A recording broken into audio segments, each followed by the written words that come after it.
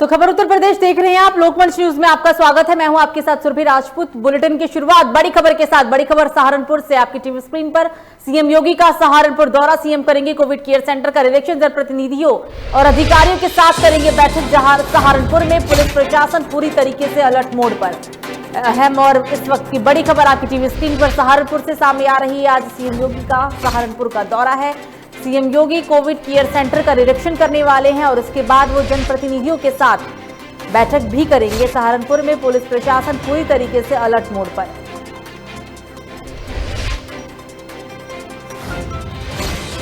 तो सीएम योगी दौरे पर हैं यूपी के अलग अलग जिलों में। कल उनका मेरठ, नोएडा, गाजियाबाद का दौरा था। आज उनका सहारनपुर का दौरा है। सहारनपुर पहुंच चुके हैं। सहारनपुर में वो कोविड केयर सेंटर का निरीक्षण भी करने वाले हैं। जनप्रतिनिधियों, अधिकारियों के साथ बैठक करेंगे, बातचीत करेंगे और दौरे के बाद क्या अहम फैसले निकल कर आते हैं या फिर क्या दौरे में अहम चीज निकल कर आएगी, वो देखने वाली बात होगी।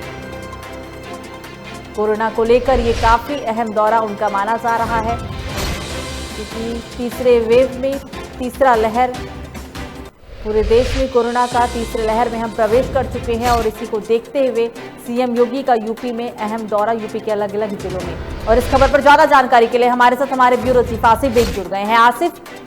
कासिफ जुड़ गए हैं। कासिफ, क्या आप हमें सुन पा रहे हैं?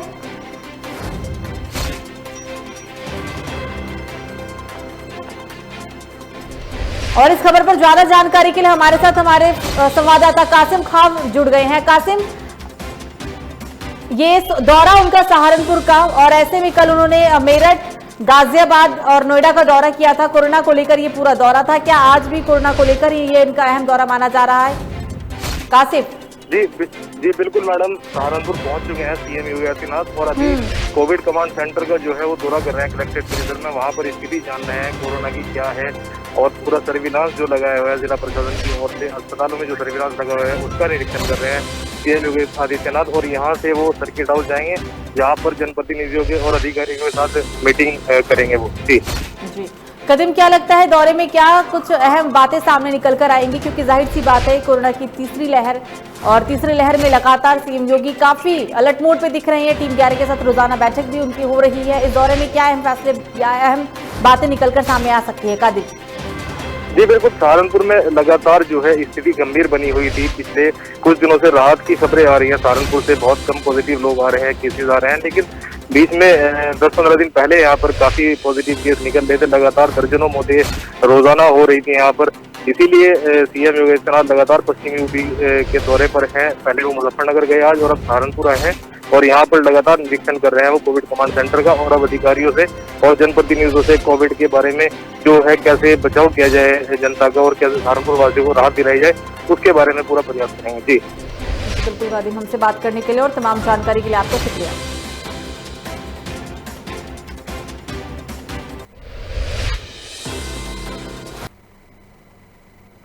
तो लखनऊ से इस वक्त की बड़ी खबर। चित्रकूट जिला जेल में गैंगवार मामला। जेल अधीक्षक की एफआईआर में हुआ खुलासा। जेल में नहीं था कोई जिम्मेदार अफसर।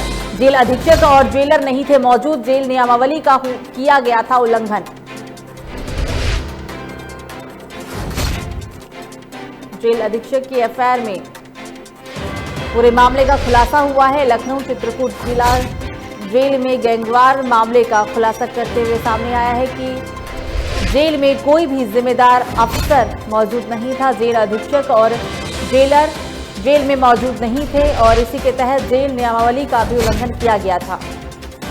और इस खबर पर ज्यादा जानकारी के लिए हमारे साथ हमारे ब्यूरो चीफ आसिफ बेग जुड़ गए हैं। आसिफ, क्या ज्यादा अपडेट है आपके पास इस घटनाक्रम को लेकर? आसिफ जी सुरभि, बता दूं कि चित्रकूट जेल कांड मामले में जो है 3 की मौत हुई थी और मौत के बाद जो है मामले को यूपी सीएम योगी आदित्यनाथ ने गंभीरता से लिया था और मामले में कार्रवाई करने के सख्त निर्देश दिए गए हैं। जो जांच हुई, जांच में पता चला कि जेलर और अधीक्षक जो है जब वारदात हुई तो उसके उस समय वहाँ नहीं थे। इस पर भी कड़ी आपत्ति जताई गई शासन की तरफ से। वहीं दूसरी तरफ आप बता दूं कि अंशु दीक्षित नाम का जो बंदी मरा है उसका पुराना रिकॉर्ड रहा है। इसके पहले भी उसका मीडिया पर असलहा, पैसा और शराब के साथ वीडियो वायरल हो चुका था।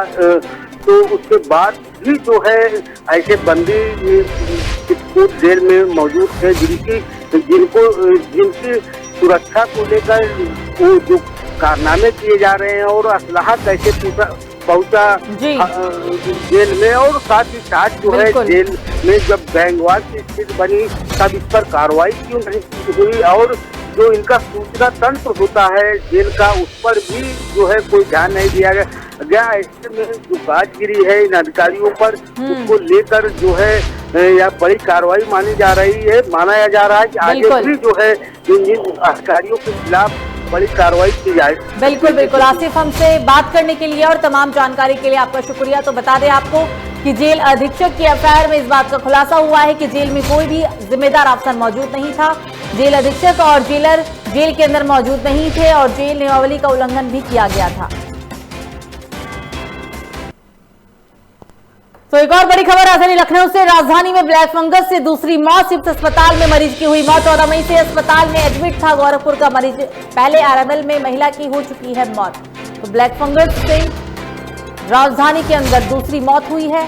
सिप्स अस्पताल में मरीज की मौत हुई है। बताते चले कि आपको 14 मई को अस्पताल में इस मरीज को एडमिट कराया गया था। ब्लैक फंगस से पीड़ित था ये मरीज और अब दूसरी मौत राजधानी के अंदर देखने को मिली। पहली मौत आरएमएल अस्पताल के अंदर हुई थी।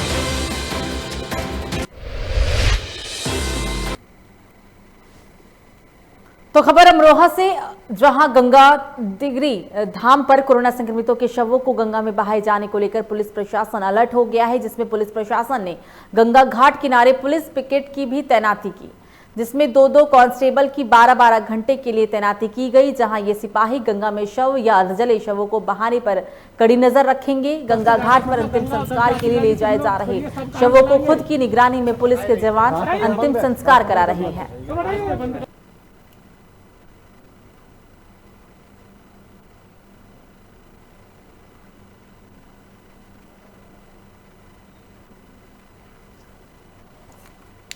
और इस खबर पर ज्यादा जानकारी के लिए हमारे साथ इरशाद मंडल ब्यूरो चीफ जुड़ गए हैं फोन लाइन पे।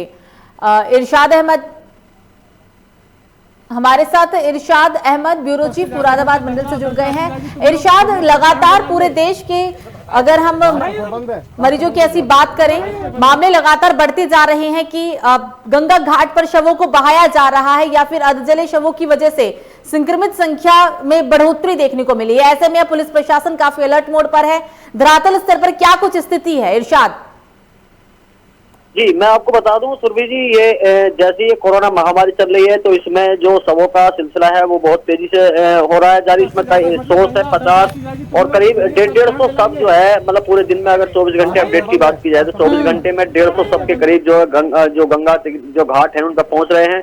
वहां पर अगर प्रशासनिक बात की जाए, जो इंतजाम जो प्रशासन ने किए हैं, तो वहां पर पुलिस तैनात की गई है जिससे शवों का अंतिम संस्कार सही से किया जा सके और पूर्ण तरीके से उनका जो सनातन धर्म के अकॉर्डिंग अगर उनकी बात की जाए तो रीति रिवाजों के हिसाब से सही से उनका वो संस्कार किया जा सके। और उसके बाद पुलिस पूरी तरीके से मुस्तैद है। यहाँ पर जो है अमरोहा, मुरादाबाद, बिजनौर, कई सारे स्थानों पर जो गंगा यहाँ बहती है वहां पर अंतिम संस्कार जो कर रहे हैं लोग, तो उसमें जो है सभी जगह जो पुलिस तैनात कर दी गई है।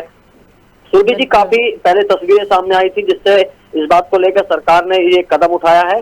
जैसे अभी उन्नाव की अगर बात की जाए या फिर अदर कई सारे जनपदों में ऐसी तस्वीरें सामने आई थी जहां गंगा में जो है मतलब अब गंगा में शवों को बहाने को लेकर प्रशासन पूरी तरीके से अलर्ट है और यही वजह है कि 12-12 घंटे कांस्टेबल की ड्यूटी गंगा घाटों पर लगाई जा रही है। इरशाद, हमसे बात करने के लिए, तमाम जानकारी के लिए आपका शुक्रिया। यहाँ पे जो कोरोना की दूसरी लहर चल रही है, इसमें हमारे गांव टिगरी में गंगा तट पर 150, 200 सब आए हैं और यहाँ पे जब जगह नहीं मिली तो बहुत से लोग गंगा जी में ऐसे ही बहा के चले गए। और हमारे यहाँ पुलिस प्रशासन ने काफ़ी यहाँ पे दबाव बना हुए है, दुकान सब बंद करा रही है और जो डेड बॉडी छोड़ कर जा रहे हैं उन्हें सब जलवा रही है। तो रुक करते हैं एक और बड़ी खबर की। कोरोना को लेकर चिड़ियाघर प्रशासन सतर्क। इटावा में शेरनी में मिले संक्रमण के बाद सतर्कता, जानवरों की कर्मचारी कर रहे हैं विशेष निगरानी। शेर, टाइगर, तेंदुआ, बिग कैट को भी लेकर बढ़ती जा रही है सावधानी।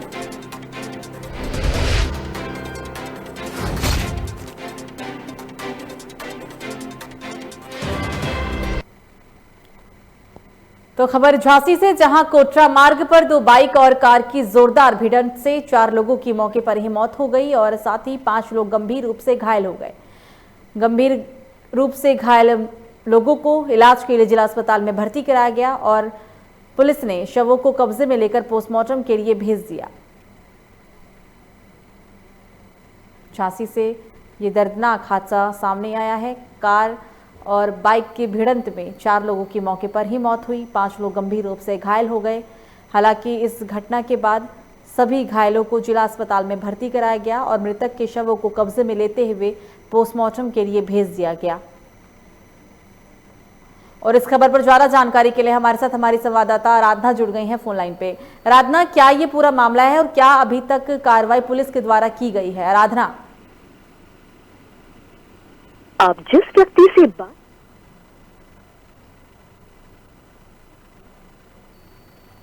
ये गुसराइन से कोटरा रोड पे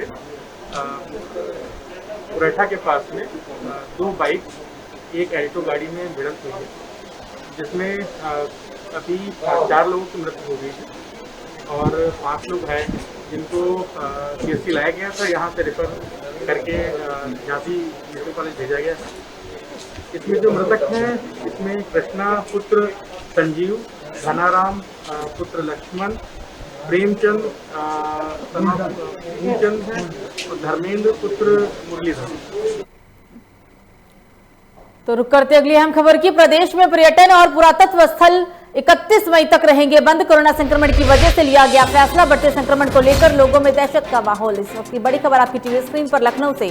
प्रदेश में पर्यटन और पुरातत्व स्थल को 31 मई तक बंद रखने का फैसला लिया गया है। ये फैसला कोरोना संक्रमण की बढ़ती रफ्तार को देखते हुए लिया गया। बढ़ते संक्रमण को लेकर लोगों में दहशत का माहौल भी देखा जा रहा है।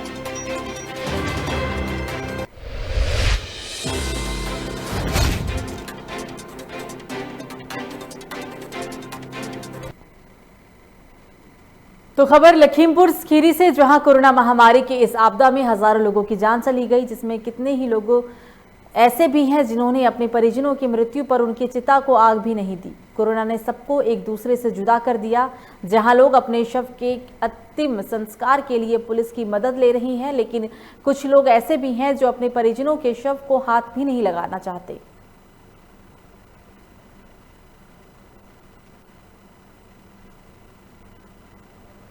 और इस खबर पर ज्यादा जानकारी के लिए हमारे साथ फोन लाइन पर हमारे संवाददाता अशरफ अंसारी जुड़ गए हैं। अशरफ, कोरोना की वजह से पूरे देश में हाहाकार मचा हुआ है, शवों की संख्या बढ़ती जा रही है, बहुत बुरा हाल है पूरे देश का। ऐसे में लगातार जो फ्रंट वॉरियर्स हैं वो आगे आकर लोगों की मदद कर रहे हैं, अंतिम संस्कार करवा रही हैं शवों का, लेकिन कुछ घटनाक्रम या कुछ नज़ारे ऐसे भी हैं जहां जानबूझकर भी परिजन शवों को हाथ लगाना नहीं चाहते और ऐसे में दूसरे लोग शव का अंतिम संस्कार करते हैं। अशरफ जी बताना चाहूंगा सुरभि जी, लखीमपुर का ये मामला है कि यहाँ पे जो मोक्ष प्राप्ति के लिए जो अस्थियां हैं वो लगभग जो है 1000 के करीब अस्थियां रखी हुई हैं और ये अनुमान लगा इसी तरीके से जो डेड बॉडी थी वो शमशान घर लाई गई। जो वहाँ पे कर्मचारी थे उन्होंने जला दिया है। उस डेड बॉडी को जलाने के बाद में उसकी जो अस्थियां होती है, बताया जाता है विष्णु भगवान के पैरों के नीचे जब वो पहुंचती हैं तभी उसको मोक्ष प्राप्त होता है। लेकिन ये परिजन जो है इतना डरे हुए कोविड-19 के तहत, क्योंकि वहाँ पे किसी हिसाब से तो बॉडी पहुंचा दी जाती है, उसके बाद में अस्थियां लेने को मना कर रहे हैं कि अस्थियां लेने नहीं जाने, कि उनका विसर्जन हो। विसर्जन होने के बाद में हिंदू परंपरा के अनुसार उसका जब विसर्जन होगा तभी मोक्ष प्राप्त होगा। मोक्ष प्राप्त होने के बाद में उनकी आत्मा को शांति मिलेगी। मतलब आलम यह है कि अब लोग एक दूसरे से इतना डर गए हैं कि अपने ही लोगों की मोक्ष प्राप्ति के लिए भी लोग अस्थियों को भी लेने के लिए तैयार नहीं। ये पूरा मामला हमने आपको यूपी के लखीमपुर खीरी से दिखाया। फिलहाल हमसे बात करने के लिए आपका शुक्रिया। कम से कम 700-800-1000 के लगभग अस्थियां हमारे यहाँ रखी हुई हैं और ये जब तक अस्थियां गंगा में विसर्जन नहीं होती हैं तब तक प्राणी की आत्मा को मुक्ति नहीं मिलती है, वो अधोगति में फंसी रहती है। तो हरदोई से अगली बड़ी खबर। गांव में डंडा लेकर खड़ी महिला पर युवक ने किया हमला। डंडे से महिला को जमकर पीटा। ग्रामीणों ने युवक को पकड़ा। महिला को पीटने का वीडियो सोशल मीडिया पर वायरल। मंझिला थाना क्षेत्र के पूरा मामला हम आपको दिखा रहे हैं आपकी टीवी स्क्रीन पर। हरदोई से डंडे से महिला को जमकर पीटा गया है।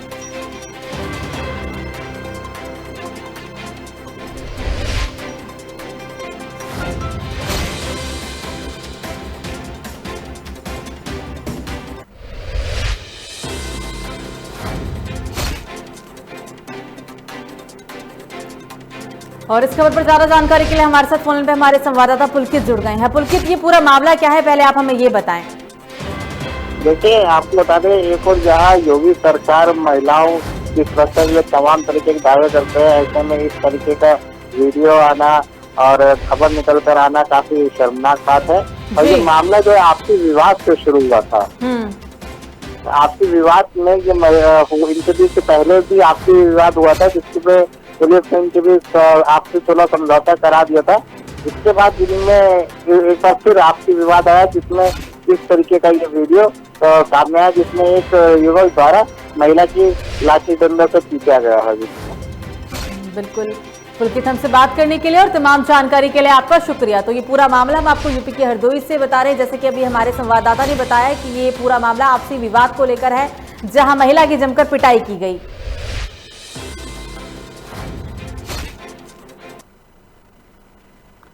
तो लखनऊ में वैक्सीनेशन सेंटर पर कोरोना को दावत दिया जा रहा है। पूरा मामला लखनऊ के थाना काला बाजार के ऐशबाग नगरीय सामुदायिक स्वास्थ्य केंद्र के वैक्सीनेशन सेंटर का है। आपको बता दें कि यहां कोविड-19 गाइडलाइन को ताक पर रखकर वैक्सीनेशन किया जा रहा है। ना ही लोग सोशल डिस्टेंसिंग का पालन कर रहे हैं और ना ही स्वास्थ्य विभाग के अधिकारी इन लोगों को समझाने का प्रयास कर रहे हैं।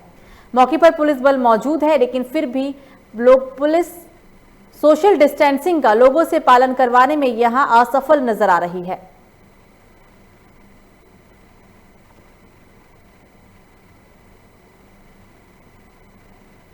वैक्सीनेशन सेंटर पर जमकर कोरोना गाइडलाइन की धज्जियां उड़ाई जा रही है। हैरानी की बात यह है कि पुलिस बल की तैनाती है, वैक्सीनेशन सेंटर पर पुलिस बल मौजूद है, लेकिन फिर भी लोग कोरोना गाइडलाइन को पालन नहीं कर रहे हैं, कोरोना गाइडलाइन का जमकर उल्लंघन कर रहे हैं। तो अगली बड़ी खबर बुलंदशहर से इस वक्त की बड़ी खबर, सिकंदराबाद सीएससी को भी बनाया गया कोविड अस्पताल। कोविड की रोकथाम के लिए बनाया गया कोविड अस्पताल। भाजपा विधायक ने ऑक्सीजन सहित 50 बेड का उद्घाटन किया। सीएससी को बनाया गया है 200 बेड वाला कोविड अस्पताल।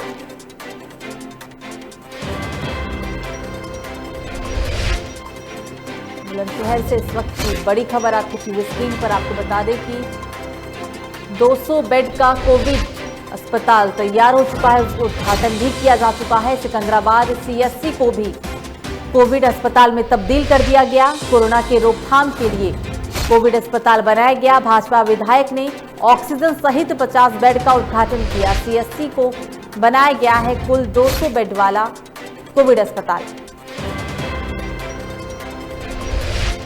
और इस खबर पर ज्यादा जानकारी के लिए हमारे साथ फोन लाइन पे हमारे संवाददाता कदीम खान जुड़ गए हैं। कदीम जी, ज्यादा अपडेट क्या कुछ आपके पास इसको लेकर?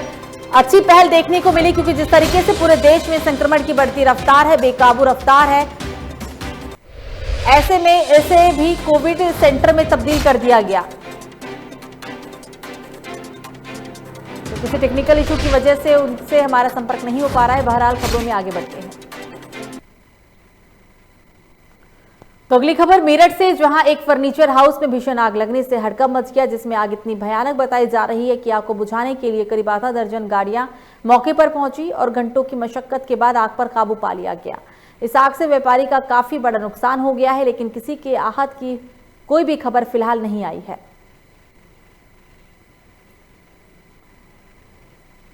यूपी के मेरठ में फर्नीचर हाउस में भीषण आग लगी और आग लगने की वजह से इस दुकान के मालिक का काफी नुकसान हुआ है।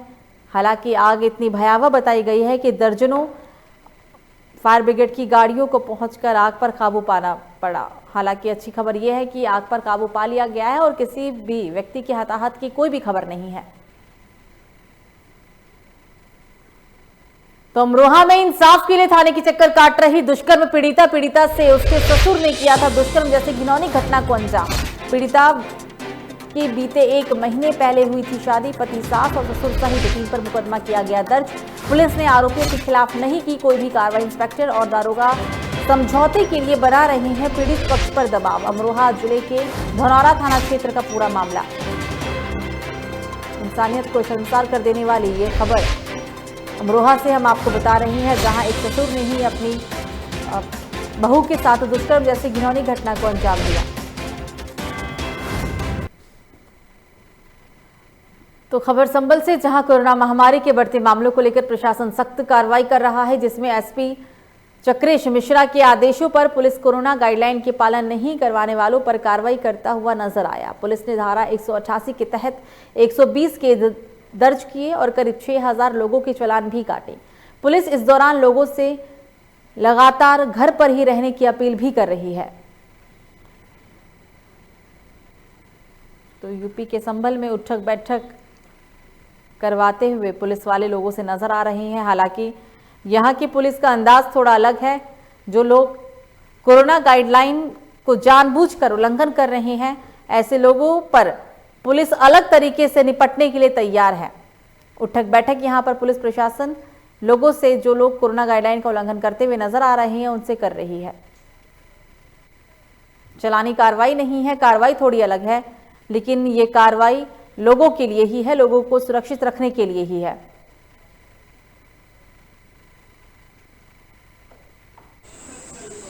जनपद संभल में जो कोरोना कर्फ्यू इस समय लागू है, उसके पालन के लिए पुलिस के द्वारा हर एक थाने में तथा जो कस्बे और हमारे यहाँ के बाजार हैं, वहाँ पर लगातार प्रिवेंटिव कार्रवाई की जा रही है। अभी तक लगभग 120 मामलों में धारा 188 के अंतर्गत मुकदमा पंजीकृत किया गया है और करीब 6000 लोगों का चालान किया गया है। मैं जनता से ये अनुरोध करना चाहता हूँ कि आप सभी लोग कोरोना महामारी के विरुद्ध इस लड़ाई में समाज व पुलिस का साथ दें, बिना मास्क के घर से बाहर ना निकलें। तो एक और बड़ी खबर मिर्जापुर से सामने आ रही है। 18 से लेकर 44 साल तक की उम्र लोगों के लिए टीकाकरण की शुरुआत की गई। ऊर्जा राज्य मंत्री रमाशंकर सिंह पटेल और सांसद अनुप्रिया पटेल करेंगे शुभारंभ। जिला अस्पताल में कोरोना टीकाकरण अभियान की होगी शुरुआत। जिले में 15 सेंटरों पर वैक्सीनेशन की प्रक्रिया होगी शुरू। तो इस वक्त की बड़ी और अहम खबर आपकी टीवी स्क्रीन पर। मिर्जापुर से 18 से 44 साल तक की उम्र के लोगों का टीकाकरण किया जाएगा। ऊर्जा राज्य मंत्री रमाशंकर सिंह पटेल और सांसद अनुप्रिया पटेल कार्यक्रम का शुरुआत करेंगे। जिला अस्पताल में कोरोना टीकाकरण अभियान की भी शुरुआत की जाएगी। कुल 15 सेंटरों पर वैक्सीनेशन की प्रक्रिया शुरू होगी। तो अगली खबर सोनभद्र से, जहां चोरों ने मंदिरों की दान पेटी को निशाना बनाते हुए बड़े ही सफाई से दान पेटी को चुरा लिया। जहां ये पूरी घटना सीसीटीवी कैमरे में कैद हो गई, लेकिन ये पहला मामला नहीं है जब चोरों ने इस तरह की चोरी की है। इस चोरों ने ऑक्सीजन सिलेंडर की भी चोरी को अंजाम दिया था, लेकिन पुलिस अभी तक इन पर कोई भी कार्रवाई नहीं कर पाई।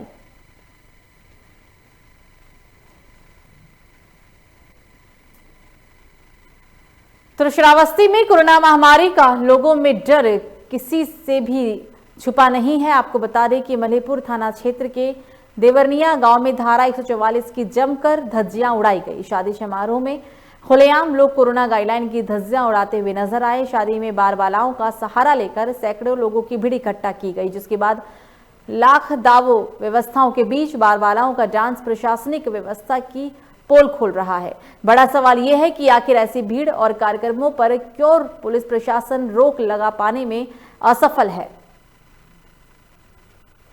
और इस खबर पर ज्यादा जानकारी के लिए हमारे साथ फोन पर हमारे संवाददाता अभिषेक जुड़ गए हैं। अभिषेक, तस्वीरों में साफ तौर पर देखा जा सकता है कि कितनी बड़ी भीड़ है, कितनी तादाद में लोग इकट्ठा हुए हैं। प्रशासन ने क्या कार्रवाई की, क्योंकि जहां शादी समारोह में 50 लोग भी नहीं जुट पाते, 25-25 लोगों को जुटने की अनुमति है, ऐसे में बारबालाओं का डांस पुलिस प्रशासन की पोल जरूर खोलता है। अभिषेक, देखिए सुरभि, मैं बिल्कुल आपको बता दूं कि यह पूरा मामला श्रावस्ती जिले के मल्लीपुर थाना क्षेत्र के देवरनिया गांव का है, जहां पर बीती रात को धारा 144 की धज्जियां उड़ाई गई। शादी समारोह में खुलेआम बारबालाओं के द्वारा डांस परोसा गया, जिसमें भारी संख्या में लोग वहां मौजूद दिखे, जो कि बिना मास्क के लोग वहां पे दिखाई पड़े। ऐसे में कोरोना वायरस का जो संक्रमण है वो बढ़ने की आशंका है। वहीं अगर प्रशासनिक अधिकारियों की हम बात करें, पुलिस प्रशासन की बात करें, तो इस पूरे मामले पर प्रशासनिक अधिकारी और पुलिस प्रशासन दोनों चुप्पी साधे नजर आ रहे हैं। किसी प्रकार का कोई कार्रवाई करते नजर नहीं आ रहे हैं।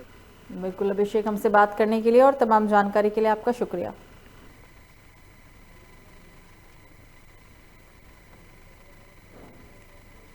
तो धमौर के भाई गांव में पुलिस टीम पर हमले के बाद लभुआ में एक बार फिर से बड़ी घटना को अंजाम दिया गया है। ताजा मामला आपको बता दें सुल्तानपुर से, जहां पुलिस की टीम पर एक बार फिर से हमला किया गया। लंबुआ स्थित पापर घाट पर एम्बुलेंस रोकी गई, जिसके बाद घायल सिपाही को इलाज के लिए जिला अस्पताल में भर्ती कराया गया। हफ्ते भर में पुलिस के काफिले पर यह दूसरी बड़ी वारदात सामने आई है, जिसके बाद एसपी ने कड़ी कार्रवाई करने के आदेश भी जारी किए। ये थाना लम्हुआ के मदनपुर गांव के अंतर्गत एक कोविड संक्रमित महिला उर्मिला वाइफ ऑफ श्रीराम मिश्रा आज इलाज के दौरान उनकी मृत्यु हो गई थी। उनके शव को एम्बुलेंस के माध्यम से उनके गांव ले जाया गया था, जहां सुरक्षा के दृष्टिकोण से कुछ पुलिस बल पीआरवी के माध्यम से लगाया गया था। उसी गांव के कुछ युवकों के द्वारा गलतफहमी में उनके साथ पुलिस मुजम्मत की गई, जिसमें उनके विरुद्ध जो अभियोग है वो पंजीकृत किया जा रहा है। तो इस बीच इस बुलेटिन में एक और बड़ी खबर राजधानी लखनऊ से। सड़क हादसे में 2 लोगों की मौत। ग्रामीण 5 लाख मुआवजा देने की मांग कर रहे। पुलिस और एसडीएम ग्रामीणों को समझाने में जुटे। बीती रात हरदोई पर हुई थी पूरी घटनाक्रम। ग्रामीण में आक्रोश, रोड पर लगाया पूरा जाम। पुलिस ने कार को कब्जे में लिया। कार चालक मौके से फरार है। काकोरी थाने के हाबिबपुर गांव का पूरा मामला।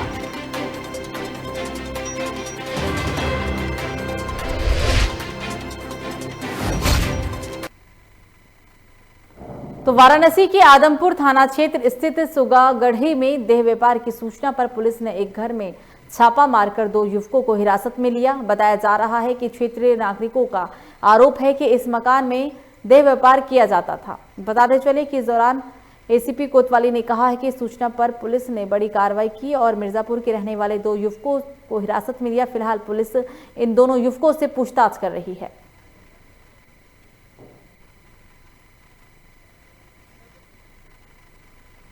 तो अलीगढ़ के थाना टप्पल क्षेत्र के गांव शाहनगर सौरालय में रविवार कोरोना की जांच करने पहुंची स्वास्थ्य विभाग की टीम पर ग्रामीणों ने हमला कर दिया और टीम के लोगों को दौड़ा कर पीटा गया। जरूरी दस्तावेज भी फाड़ दिए गए। जांच सैंपल तोड़ते हुए और जांच सैंपल किटों को भी ग्रामीणों ने जमकर तोड़फोड़ मचाई है। स्वास्थ्य विभाग की टीम के सदस्यों ने गाँव से भागकर जैसे तैसे अपनी जान बचाई, जबकि ग्रामीणों के इस हमले में 2 स्वास्थ्यकर्मी बुरी तरीके से घायल हो गए हैं।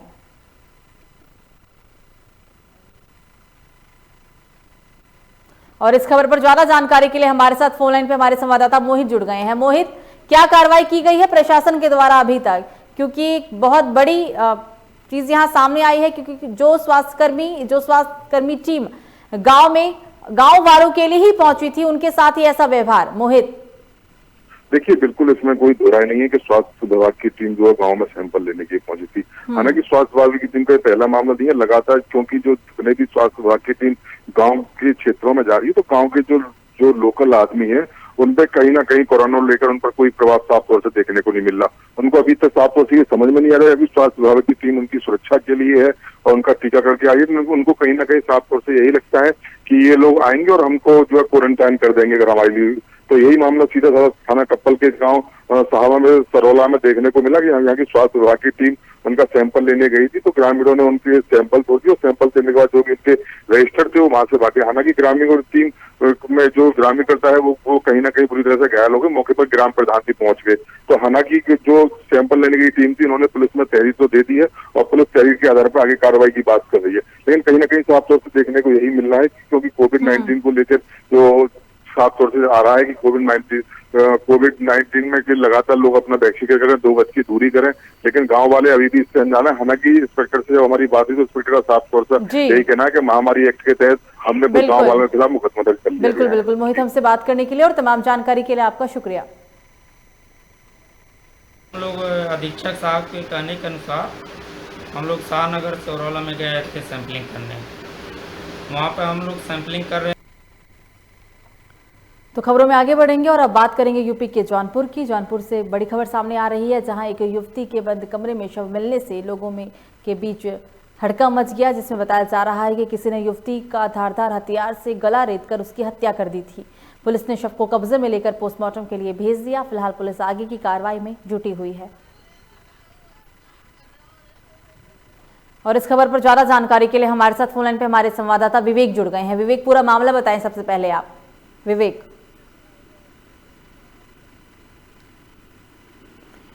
क्या आप हमें सुन पा रहे हैं? तो किसी टेक्निकल इशू की वजह से उनसे हमारा संपर्क नहीं हो पा रहा है। पूरा मामला आपको यूपी के जौनपुर से बता रही हैं, जहां एक युवती की हत्या कर दी गई।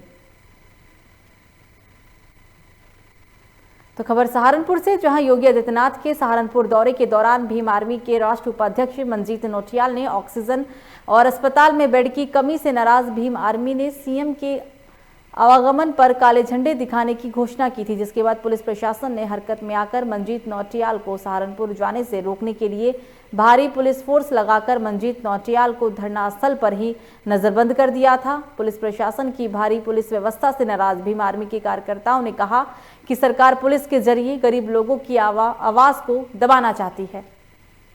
तो हमने ये समय तय किया था कि कल हम लोग सहारनपुर जाकर मुख्यमंत्री से सवाल करेंगे, क्योंकि देश के अंदर जनप्रतिनिधि से जनता को सवाल करने का अधिकार है लोकतंत्र में, लेकिन ये जो अधिकार हम लोगों से छीना जा रहा है और आज जिस प्रकार से यहाँ पर फोर्स भेजकर घेराबंदी की गई है, एसडीएम और आला अधिकारी पूरे पहुंचे हैं रोकने के लिए, ये एक संविधान में आजादी को छीना जा रहा है। ये लोकतंत्र नहीं है और लोकतंत्र में बैठे जितने भी नेता हैं इन लोगों को जनता ने बनाया और जनता अगर अपने जनप्रतिनिधि।